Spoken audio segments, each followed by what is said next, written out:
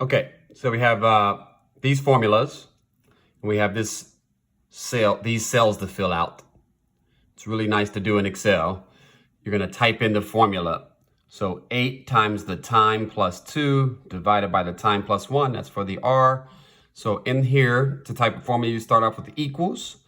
Since it's a numerator and denominator, we're going to use parentheses. 8, okay, the time symbol right above that. And then we're going to click on this cell here for the T, plus 2. And then we're going to divide by T plus 1. So that's the T here, plus 1. Hit enter, and it spits out the number. But you want to auto-calculate it for the other guys. What's nice in Excel, at least, is that you can, I think it's all spreadsheets, you can do this. When you hover over the bottom corner, it'll turn to a different kind of a plus, and you can drag down, and it auto-calculates. Now that you have that, we can enter in the formulas for B, pi r squared, based on that R. We can say equals, not sure how we're going to do pi. Let's see. How can we do pi on Excel? We're just abbreviate. So let's go 3.14159. Let's go with that.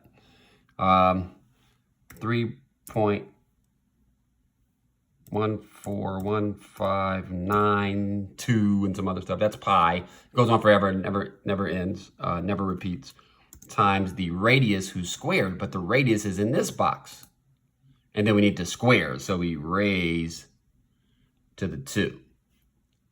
Hitting enter there gives you an answer, but you want to auto-calculate. So you go down here and you drag.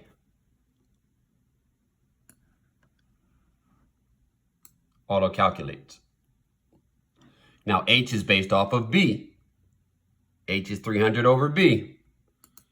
So in this formula, in this cell, you put equals 300, and we're going to divide that by the B formula. So we click on this cell, hit enter, get that value, and then we're going to drag again.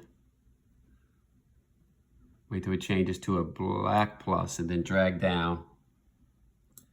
And those are all the values for the chart. And then we can use that to plot in the rest of the problem. There you go.